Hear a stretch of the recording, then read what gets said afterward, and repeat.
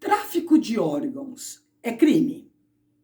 A resposta correta é de fácil compreensão, visto que quando mencionamos a palavra tráfico, seja de pessoas, de drogas e aqui, no caso, de órgãos, as pessoas fazem uma correlação ao caráter criminoso.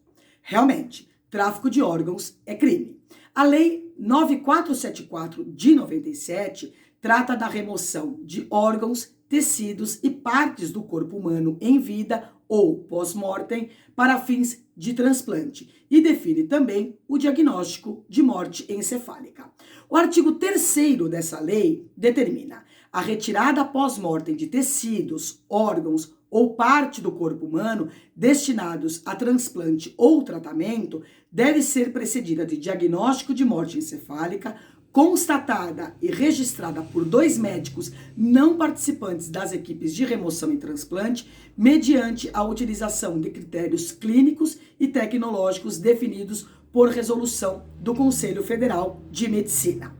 A doação pós-mortem, que é gratuita, será efetivada com a autorização do cônjuge ou parente capaz em linha reta, exemplo, pais, avós, filhos, netos, ou colateral até 2º grau, exemplo, irmão e cunhado, exigindo a lei que a equipe médica responsável declare a morte encefálica do paciente em razão da cessação das células responsáveis pelo sistema nervoso central.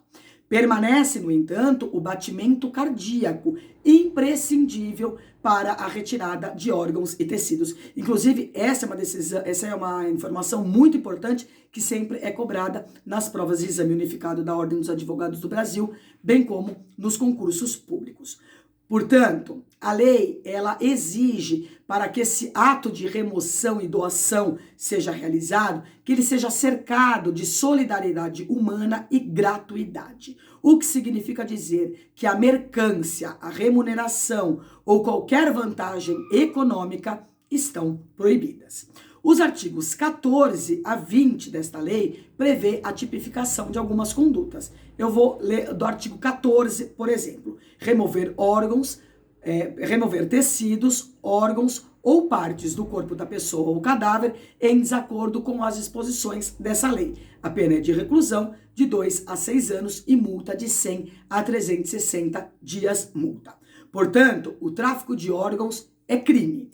E 3 médicos aqui do estado de São Paulo foram condenados por essa prática, apesar de terem sido absolvidos das acusações de tráfico de órgãos e eutanásia nos procedimentos administrativos e éticos do CREMESP, que é o Conselho Regional de Medicina de São Paulo, em 1988, e do Conselho Federal de Medicina, o CFM, em 1993. Vamos entender o caso concreto. Em 1986, uma equipe médica da Faculdade de Medicina de Taubaté, que usava o extinto Hospital Santa Isabel de Clínicas, OSIC, era suspeita da prática dos crimes de eutanásia e tráfico de órgãos. Aqui eu não vou mencionar o nome dos médicos envolvidos, porque ainda cabe recurso de algumas decisões judiciais. E o meu objetivo é simplificar o direito, é trazer o direito para vocês e não expor qualquer pessoa. Por esse motivo eu não vou mencionar os nomes. Na época, a instituição era popular, mas atendia a alguns convênios médicos particulares, situação que perdura até os dias atuais.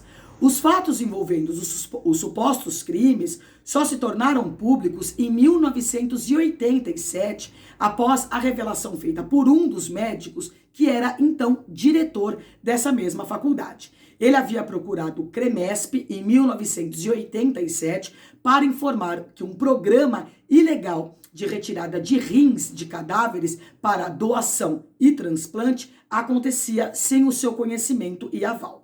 Os médicos envolvidos foram processados e condenados em 2011 pela acusação de participarem de 4 homicídios como parte de um suposto esquema de tráfico de órgãos humanos, mas recorreram em liberdade e continuam exercendo a sua profissão até os dias atuais. Lembram que eu mencionei no início que os médicos foram condenados apesar de terem sido absolvidos pelo Conselho Federal de Medicina?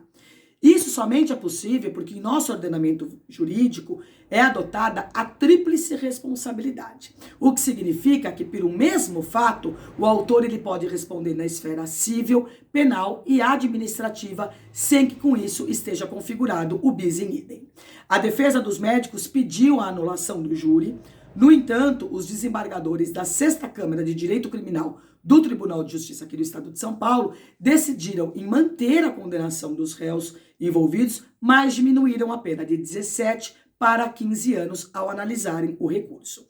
De acordo com o entendimento da Câmara, abre aspas, ninguém pode agir como senhor da vida, deixando de aplicar o tratamento adequado, impulsionando assim a chegada da causa final ou simplesmente omitindo-se de prestar auxílio médico esperado. Lembrando ainda que a eutanásia também é conhecida como o homicídio piedoso, ela é considerado crime perante o nosso ordenamento jurídico. Quando muito, se reconhecido pelos jurados, pode ser classificada como um homicídio privilegiado. Para quem tiver interesse de conferir essa decisão, basta acessar os autos 0000148-39.1987.